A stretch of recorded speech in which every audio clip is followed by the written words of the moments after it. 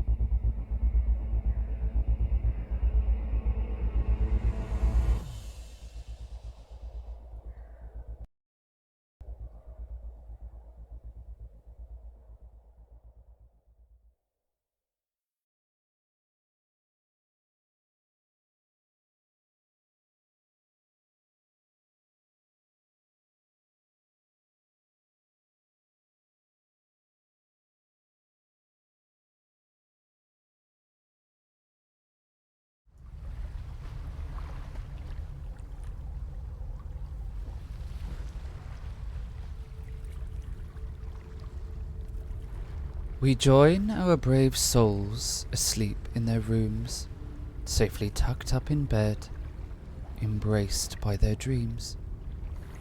A dream of the open ocean, an endless vastness that stretches for eternity, empty and devoid, save for the water. It ripples a strange and hypnotic dance. There, standing upon the surface of the water, as if suspended upon a pane of glass, stands Max and Elstrid.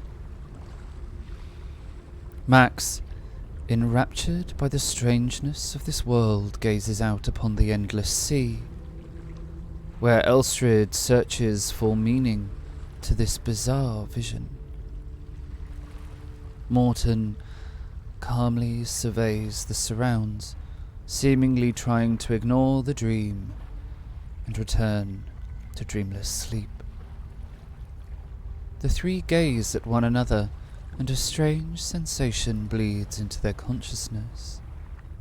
An odd sense that they are sharing this dream, all three of them present.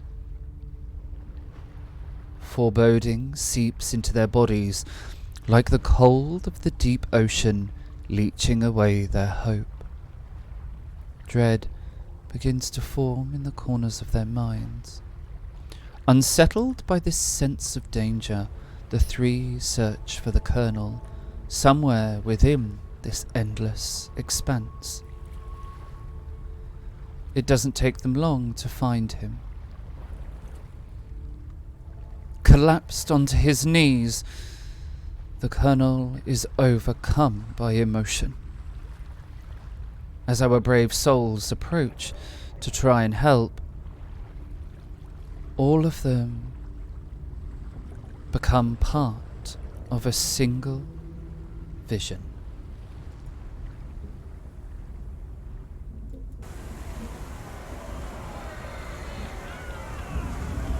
Standing upon the deck of a ship is the Colonel. The scene twists and distorts around the edges as if forgotten. or half remembered. The deck, however, is in stark focus. It is wet and flickers with the light of fire. The sounds of screaming men, burning flames and splintering wood creates a cacophony of horror as the smell of blood, fear and saline fills his nostrils. All around the colonel is calamity and destruction. Dead bodies pile the decks which run slick with seawater and blood. Fire fills the night sky as a terrible shrieking cuts through everything. A sound so unnatural as to shatter the souls of men.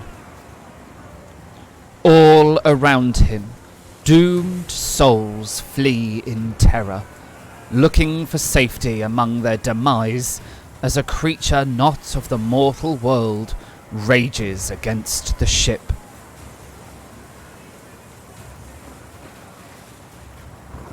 A sudden will to live overtakes the colonel, who rises to his feet. In a blur of ocean, fire and blood, he tries to save all he can, seeking shelter from the destruction in the ocean, away from the carcass of the ship, once proudly gliding through the waves, now being devoured by them.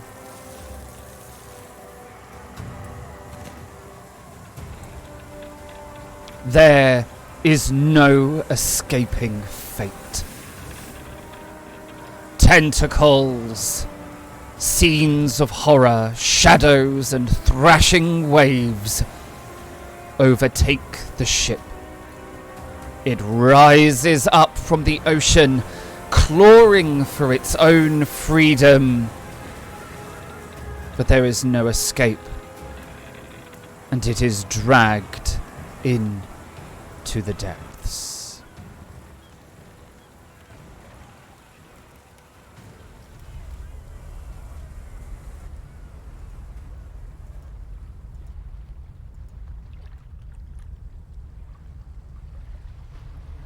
All is silent upon the ocean as stars twinkle overhead. The pale moonlight ripples gently on the waves.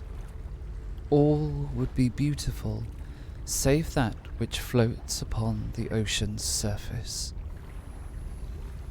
For all that remains is a single survivor, drifting unconscious among the debris.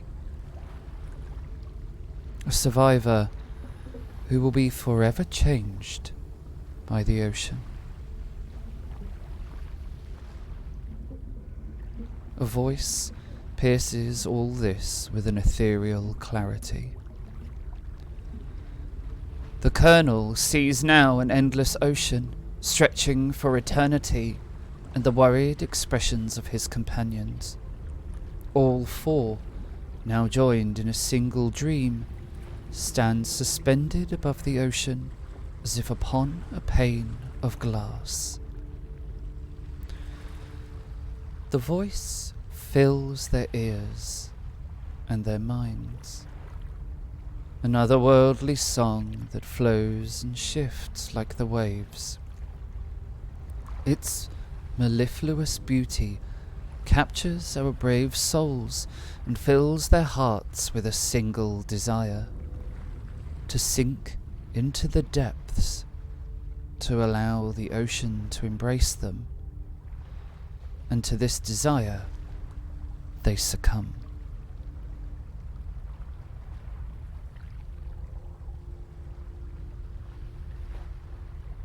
The water surrounds them as they sink deeper into the depths, gently falling deeper into the blue. Fear, terror, and panic scratch furiously at their minds, but the strength of the song, it is too powerful. It is too strong. Deeper they sink into the black.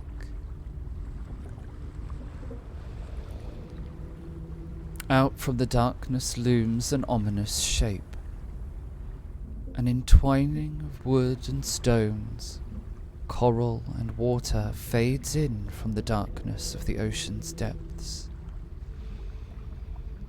A beautiful wreck, fused to stone and adorned with the ocean's bounty, stands rotting like a macabre castle from a fairy tale. The song lures them in, the voice emanating from the castle itself, and towards it they swim with all abandon.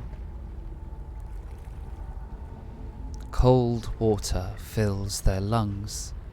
Death takes a hold of each one. Darkness closes in. All there is the song. Nothing but the song.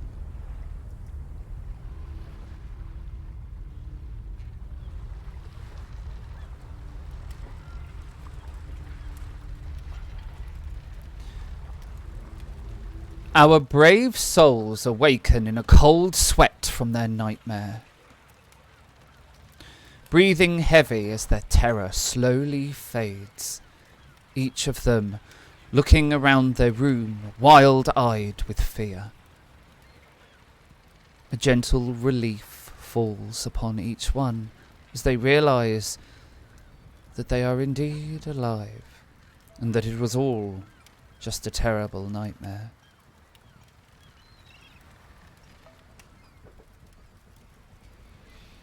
They find themselves in their rooms at the Mermaid Inn, safe, if not a little shaken. They gather their senses, they gather their wits, and then they gather themselves into Max's room.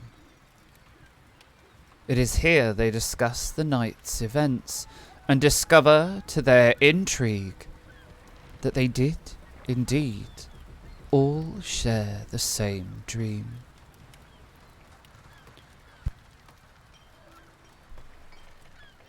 Questions as to the Colonel's vision are voiced,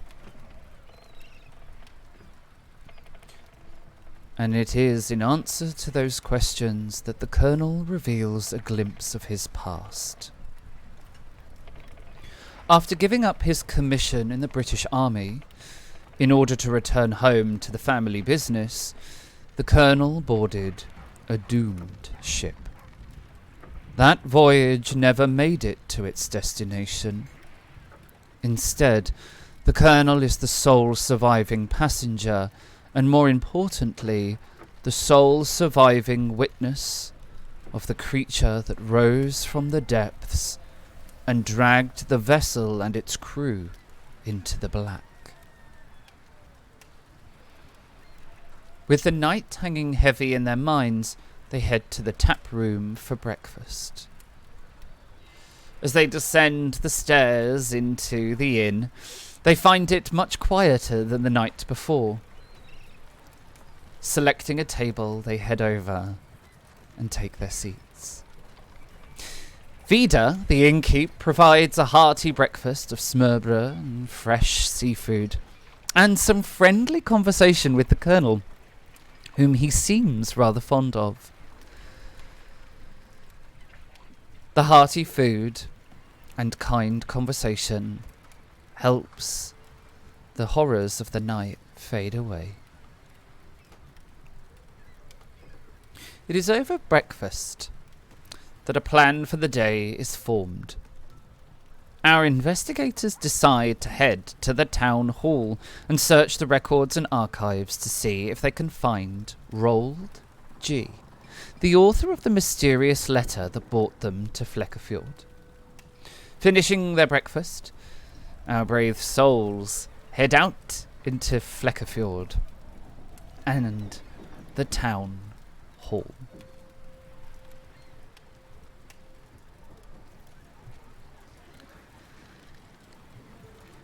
Heading to the town hall in search of clues and records, our brave souls find themselves in the records room with Stieg, an employee of the town hall. Tall and yet mousy at the same time, with long blonde braids piled delicately on their head. Their blue eyes gaze over the top of half-moon glasses, and a well-presented suit cuts fine lines and gentle curves. Stieg has a kindly way about them, and is more than happy to help our society members.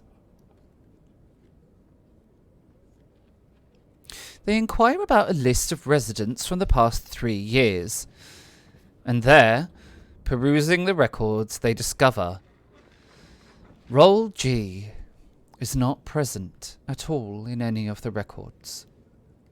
There is, however, a Rasmus Grimrold. Assuming that Roald G took on an ulterior persona or a cover name when they came to the town, our investigators, although realizing it is a long shot, follow the thread of Rasmus Grimrold, who purchased a property in Flekkefjord. What makes this even stranger, however, is that according to the records, the property changes hands after only a month, becoming Lillian Prostad's. And what makes this stranger still is that according to the bill of sale, the property was empty when Lillian bought it. Trying to discover the fate of Rasmus and why his property so quickly changed hands, the characters inquire about the register of deaths and departures, something that apparently doesn't exist. Deeply perturbed by how suspicious it is that a town so meticulous in their record keeping wouldn't keep such an important document,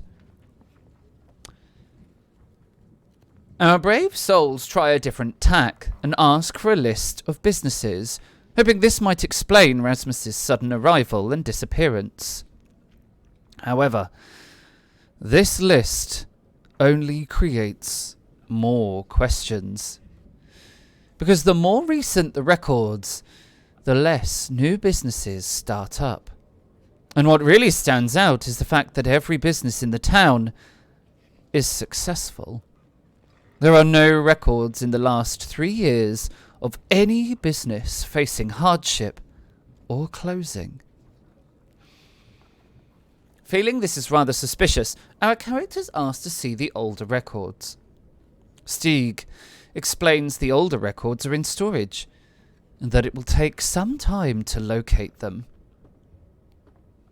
They're happy to do this for the characters, and it is agreed that Stieg will deliver the records, once they have found them, to the Mermaid Inn. Armed with these new clues, our characters decide to pay Lillian Prostad a visit while they wait for the records. They're hoping they can see if they can find any answers there as to who Rasmus was and where they went so suddenly. But just before leaving, our characters inquire with Stieg about the town's history and folklore.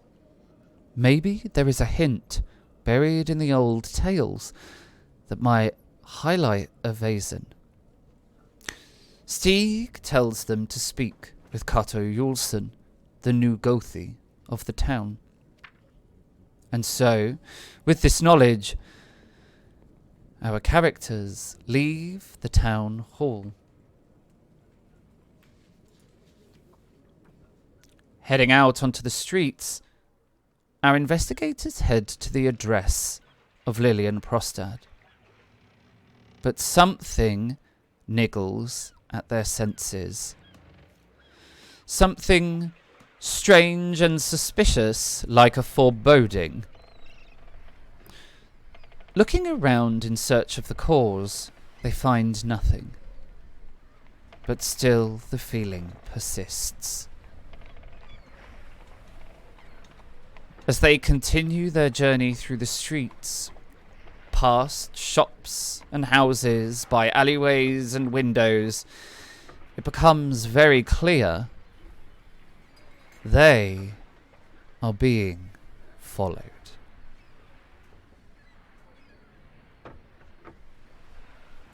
And that brings us to the end of our recap episode. I would just like to say a massive thank you to the cast for this episode, and apologies to all of our YouTube viewers that we couldn't upload the video. I sincerely hope that this catch-up will provide all the information that you need, and that although it was a little short, that you enjoyed it. Join us next week for episode 3, where we will discover who, if anyone, is following our brave society members. Like we do at the end of each episode, I just want to run the credit roll and say thank you to all the amazing contributors to our stream. Juja, who is our incredible character artist, and Johan Egerkrans for creating the original Vaesen artbook and the beautiful materials that inspired the creation of the Vaesen RPG. And that leads me to Free League, the creators and publishers of the Vaesen RPG. A huge thank you to all of them. In our streams, we use Roll20 as our virtual tabletop, and although you didn't see it this evening, I do want to throw a thank you in their direction, because I did use the jukebox in Roll20 while recording the recap so that I could get access to the tabletop audio library. Tabletop audio have amazing ambient soundtracks that you heard throughout the stream this evening. They're available in the Roll20 jukebox, as I previously said, but their entire and extensive library is available on their website at tabletopaudio.com. In our streams, we do often include the music of Kevin MacLeod that is also available through the Roll20 jukebox, although this evening we didn't use any. The VTT maps were created by myself using Dungeon Fog and the incredible assets that are available over there. If you are a map creator or a GM, head on over to their website where you can create your own incredible custom maps. The OBS overlays were created by myself using the Valhir runic translator, and the music for the intro video was created on the Music Maker Jam. And there you go, that's all the thank yous. Well, that's all the credits. I've still got some more thank yous, because I'm very thankful to everyone who comes and watches our streams, whether on Twitch or YouTube. We really do all of these streams for you, our audience, and we really hope that you enjoy them, and we are super grateful for you coming back every week to enjoy our ridiculous stories. I'm going to say one last big thank you before we go, and I hope to see you next week for episode 3.